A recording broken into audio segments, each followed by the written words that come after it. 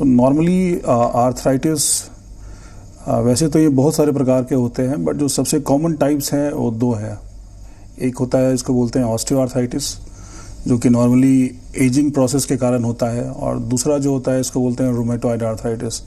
Rheumatoid arthritis normally young लोगों में होता है और एक ऑटो इम्यून डिजीज है। सो मेनली ये दो प्रकार के ही होते हैं, इसके बारे में चर्चा करेंगे हम लोग आज। बिल्कुल, और किन कारणों से ये होता है ये भी आपसे जानने की कोशिश होगी। ये टॉक जो है ये मेनली फोकस्ड है ऑस्टियोआर्थराइटिस के ऊपर।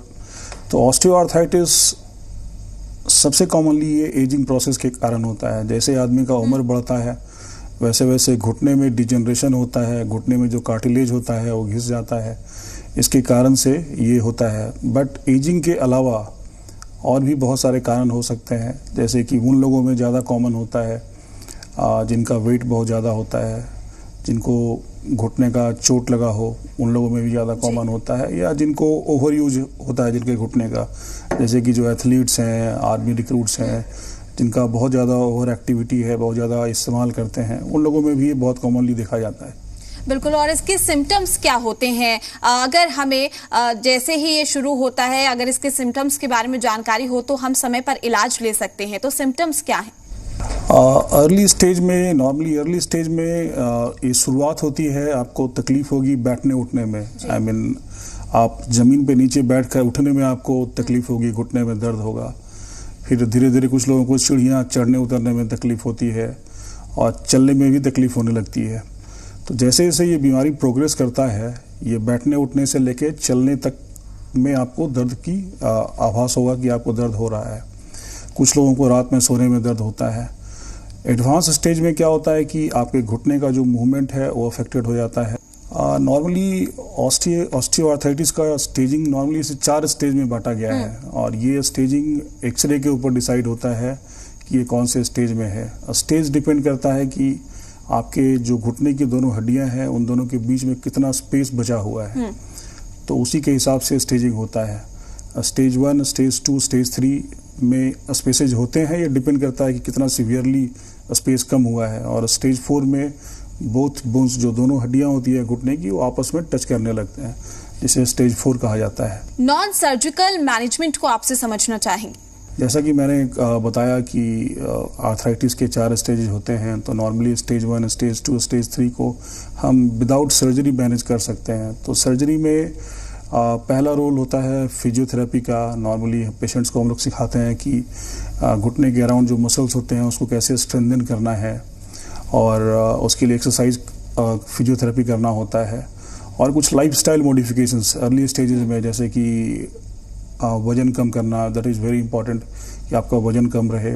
ऐसा कहा जाता है, ऐसा रिसर्च में पाया गया है कि आप अपने बॉडी का अगर 10% भी वेट कम कर लेते हैं तो इससे आपके घुटने के दर्द में सिग्निफिकेंट रिलीफ होता है। तो weight reduction is one thing. We have to modify your dietary habit, less fatty diet, जिससे कि आपका वेट कंट्रोल रहे, और वैसे एक्टिविटीज़ को अवॉइड करना है जिससे कि घुटने पर स्ट्रेस ज़्यादा पड़ता हो, जैसे कि स्क्वाट नहीं करना है, यानी ज़मीन पे नीचे नहीं बैठना है।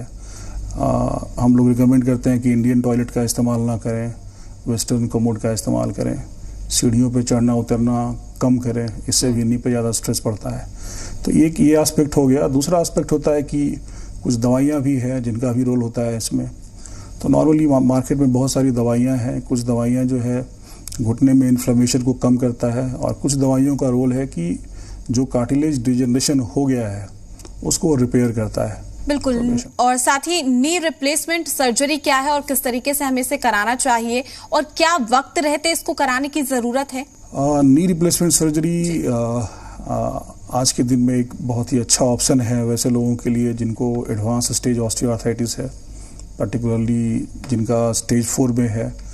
नी रिप्लेसमेंट करने के बहुत सारे इंडिकेशंस है। कब ये सर्जरी करनी चाहिए ये बहुत इंपॉर्टेंट है। सबसे पहला होता है कि एक्सरे को छोड़कर देखें तो पेशेंट को तकलीफ कितना है। अगर पेशेंट को ऐसा लगता है कि उसे चलने में तकलीफ हो रही है, उससे 500 मीटर भी नहीं चला जा रहा बिना दर्द के, उसे दर्द की दवा हर दिन खानी पड़ती है अपने दर्द को कम करने के लिए, पैर में डिफॉर्मिटी हो गया है, पैर सीधा नहीं हो रहा है, और अगर एक्सरे भी कहता है कि आपका घुटना जो है काफ़ी डैमेज हो गया है, स्टेज 4 में है, तो ये सब इंडिकेशन है कि अब दवाइयों से और एक्सरसाइज से बहुत ज़्यादा फायदा इसमें नहीं होगा कुछ। एट प्रेजेंट ऐसा देखा जाए तो इसके लिए एज कोई बार नहीं है, ये किसी भी एज में किया जा सकता है। बट नॉर्मली ये सर्जरी 50 के वह भी हम लोग करते हैं और अपर एज कोई लिमिट नहीं है। If a patient is fit, अगर पेशेंट फिट है सर्जरी के लिए, मेडिकली बहुत सारी बीमारियां उनको नहीं है, तो ये सर्जरी किसी भी एज में किया जा सकता है। और ये सर्जरी किस वक्त तक काम करती है? नॉर्मली नी रिप्लेसमेंट की लाइफ 15 साल से 25 साल तक मानी जाती है। हालांकि ये बहुत सारे फैक्टर्स पर डिपेंड करता है। ये डिपेंड करता है कि घुटने का कितना इस्तेमाल हो रहा है। जैसे कि अगर कोई यंग आदमी है, उसमें अगर नी रिप्लेसमेंट होता है, जिसका एज कम है, तो सर्टेनली वो घुटने का ज़्यादा इस्तेमाल करने वाला है, वो ज़्यादा एक्टिव है। तो इन लोगों में जो है नी रिप्लेसमेंट की लाइफ कम होती है एज़ कम्पेयर टू कि ओल्ड एज पेशेंट हैं जिनका लाइफस्टाइल बहुत लिमिटेड है, बहुत ज़्यादा एक्टिविटी नहीं है, उन लोगों में इसकी लाइफ ज़्यादा लंबी होती है। बट ये कह सकते हैं कि at an average 15 to 25 years इसकी लाइफ होती है। बट वो बहुत सारे चीज़ों पर डिपेंड करता है। ऑस्टियोआर्थराइटिस जिसके बारे में हम बात कर रहे हैं आज, ये नॉर्मली ये एजिंग प्रोसेस के कारण होता है। जैसे जैसे हमारा एज बढ़ता है वैसे वैसे ये घुटने में डिजनरेशन होता है, यानी घुटने में जो कार्टिलेज है, जो स्मूथनेस होती है, वो धीरे धीरे खत्म हो जाती है। तो it's age is one factor, but apart from age weight is another factor जो कि बहुत इंपॉर्टेंट है। और भी बहुत सारे कारण हो सकते हैं, जैसे कि मैंने कहा कि किसी को घुटने में इंजरी हो गई हो, चोट लगा हो, ACL इंजरी हो, मेनिस्कल टीयर हो, ये सब भी कारण होते हैं ऑस्टियोआर्थराइटिस के अपार्ट फ्रॉम एज। बिल्कुल, देखिए तमाम तरह की सर्जरी का हम जिक्र करते हैं, लेकिन कौन सा रिप्लेसमेंट सबसे बेहतर होता है? जो भी इम्प्लांट्स हम लोग यूज करते हैं, नॉर्मली जो सबसे कॉमनली यूज्ड नी रिप्लेसमेंट है उसको बोलते हैं पोस्टीरियर स्टेबलाइज नी, जिसमें बोन सीमेंट का यूज करते हैं और नॉच कट होता है। तो जो भी दो प्रकार की नी जो होते हैं उसको बोलते हैं CR नी और PS नी। इन दोनों का रिजल्ट कंपैरेबल है, दोनों ही अच्छा है। ये सर्जन टू सर्जन वेरी करता है कि और कौन करना पसंद करते हैं, बट जो भी अभी तक लिटरेचर है, एविडेंस है, उसके हिसाब से दोनों बोथ आर इक्वली गुड। बिल्कुल, और साथ ही एक्टिविटीज जो होती हैं इस दौरान किस तरह की एक्टिविटीज करनी चाहिए? अगर आपका रिप्लेसमेंट हुआ है, अभी हाल ही में आपने नी रिप्लेसमेंट लिया है, तो किस तरह की जो एक्टिविटीज हैं वो करनी चाहिए? नॉर्मली ऑपरेशन के बाद इसमें बहुत ज़्यादा कोई बेड रेस्ट नहीं होता है। पेशेंट अगले दिन से with the help of walker खड़ा हो सकता है, चल सकता है। नॉर्मली उसको रूटीन एक्टिविटीज़, घर से बाहर जाने, मार्केट जाने में इमीडिएटली अप्रॉक्सीमेटली 1 से 1.5 महीना समय लग जाता है। But in the long run वो सारी एक्टिविटीज़, पर्टिकुलरली घूमना, टहलना, जॉगिंग करना, वॉक करना, मॉर्निंग वॉक करना, ये सब सारे एक्टिविटीज़ कर सकता है। अगर आप स्पोर्ट्स की बात कहें तो वो कोई भी नॉन कॉन्टैक्ट स्पोर्ट्स जैसे कि table tennis, lawn tennis, badminton, golf, इन सब चीज़ों को खेल सकता है। कॉन्टैक्ट स्पोर्ट्स जैसे कि फुटबॉल, क्रिकेट, बास्केटबॉल, इन सब चीज़ों ये सब चीज़ें अलाउड नहीं है उनको, इससे घुटना डैमेज हो सकता है। बिल्कुल, जब इस तरीके की बीमारी से हम घिरे होते हैं तो कहीं ना कहीं तमाम जो उपाय हैं, तमाम जो समाधान हैं वो आसपास के लोग भी हमें बताते हैं, लेकिन आपको क्या लगता है कि सर्जरी ही एकमात्र इसका इलाज है?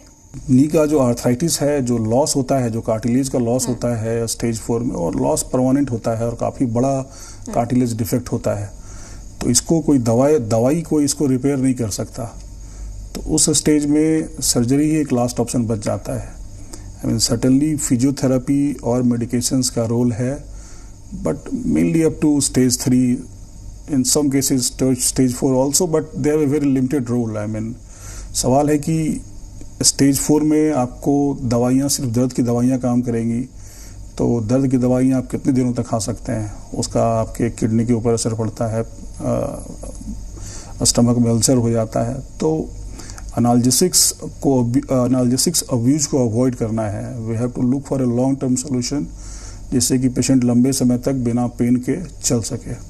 बिल्कुल, अगर हम किसी तरह की सर्जरी कराते हैं तो क्या उसके बाद भी ऐसी समस्या दोबारा सामने आ सकती है, या फिर ये कहें कि सर्जरी के बाद जो है समाधान हो जाता है और दोबारा ऐसी समस्या नहीं आती, जैसा कि आप जिक्र कर रहे हैं कि बोन्स में जिस तरीके का गैप आता है? नॉर्मली जैसा कि मैंने कहा कि घुटने का एक लाइफ होता है। 15 to 25 ईयर्स। तो नॉर्मली जब तक नी आपका स्टेबल है, फिक्स है, लूजनिंग नहीं हुआ है, तब तक नॉर्मली आप अच्छे से चल सकते हैं।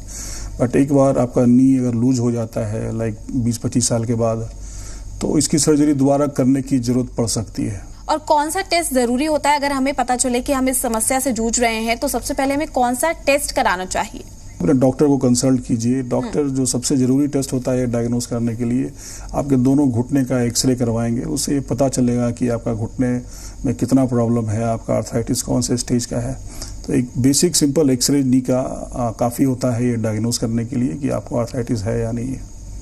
बिल्कुल, जैसे कि अभी आप जिक्र कर रहे थे पेन किलर को लेकर, अगर हम इस बीमारी से जूझ रहे हैं, हम पेन किलर का इस्तेमाल कर रहे हैं, तो वो कितनी सेफ है? जैसा कि मैंने बताया कि आर्थराइटिस के कारण बहुत सारे मरीज बहुत लंबे समय तक दर्द की दवा खाते हैं जी, जिससे उनको पेन में आराम हो सके। क्योंकि आर्थराइटिस को जड़ से क्योर नहीं किया जा सकता, उसको क्योर करने के लिए कोई दवा नहीं है। बट लंबे समय तक अगर हम एनाल्जेसिक्स का इस्तेमाल करते हैं तो उसका असर किडनी पे होता है और किडनी आपका फेल हो सकता है, आपको क्रोनिक रेनल फेलियर हो सकता है, आपके पेट में अल्सर हो सकता है।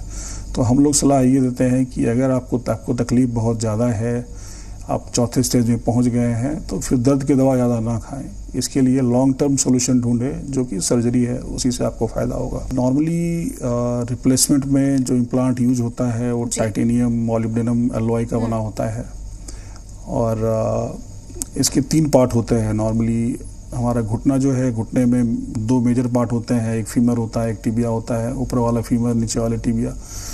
तो बेसिकली जो सर्जरी है, इसका जो नाम दिया गया है नी रिप्लेसमेंट, ये बेसिकली मिसनोमर है। आइडियली इसका नाम होना चाहिए नी रिसर्फेसिंग, क्योंकि ऐसा मिसकॉन्सेप्शन है हमारी सोसाइटी में कि नी रिप्लेसमेंट में पूरा घुटना उगाड़ कर हटा दिया जाता है, बट ऐसा नहीं है। सिर्फ नी का 8 to 10 mm बोन ही हटाया जाता है और इम्प्लांट जो आता है उसको नॉर्मली जो बताया कि मैंने, ये मॉलिब्डेनम और टाइटेनियम अलॉय का बना होता है, इसको बोन सीमेंट के साथ बोन के ऊपर फिक्स कर देते हैं। दोनों फीमर और टिबिया के बीच में एक प्लास्टिक का इंसर्ट होता है जो कि एक आर्टिकुलेटिंग सरफेस के रूप में काम करता है। बिल्कुल, देखिए लोगों को ये समझना काफी जरूरी है कि सर्जरी उनके लिए सेफ है। क्योंकि सर्जरी का नाम सुनते ही जो लोग हैं वो काफी ज्यादा परेशान हो जाते हैं और डर जाते हैं। अभी आप जिक्र भी कर रहे थे कि लोगों को लगता है कि हमारे जो घुटने के बोन से उसको पूरी तरीके से निकाल दिया जाता है। तो आपको क्या लगता है कि इस स्तर पर भी काम करना चाहिए, हमें लोगों को समझाने की जरूरत है ताकि वो जागरूक हों कि सर्जरी आपके लिए सेफ है? समझाना और जागरूक करना बहुत जरूरी है, क्योंकि अभी भी लोग को लगता है कि सर्जरी कराने के बाद मेरी स्थिति और पहले जैसी नहीं हो जाए, यार पहले से भी खराब ना हो जाए। तो जब तक इसके रिजल्ट को समझेंगे नहीं, तो उसके लिए आपको डॉक्टर से कंसल्ट करना पड़ेगा, डिस्कस करना पड़ेगा, या वैसे पेशेंट से मिलना पड़ेगा जिनका सर्जरी हो चुका है। तो ये समझने से एटलीस्ट आप सर्जरी के लिए तैयार होंगे, और सर्जरी के लिए अगर आप तैयार होंगे तो इससे ये फ़ायदा होगा कि आप बहुत ज़्यादा दर्द की दवाएँ ना खाएंगे और उससे आपका किडनी और पेट का अल्सर बच सकता है, नहीं होगा आपको। ठीक है, तो ये समझना, जागरूक होना बहुत ज़रूरी है। लोगों से मिलिए जिनका ऑपरेशन हुआ है, डॉक्टर से बात कीजिए और समझिए इस चीज़ को।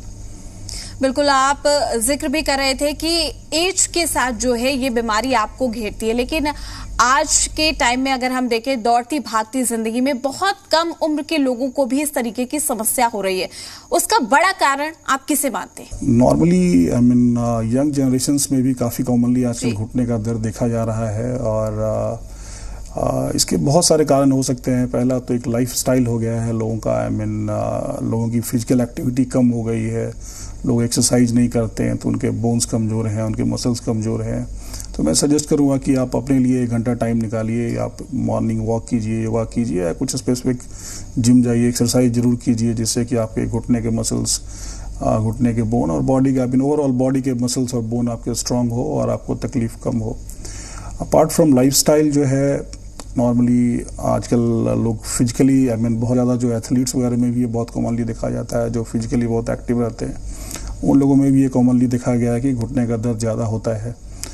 तो यही सब कारण है, और इसके लिए हमारे यंग जनरेशन्स को एजुकेट करना पड़ेगा कि आप मेनली फोकस एक्सरसाइज पे और वेट कंट्रोल पे देना है, जिससे कि हम इस तरीके का जो प्रॉब्लम सोसाइटी में हो रहा है उसको हम कम कर सकें या रोक सकें।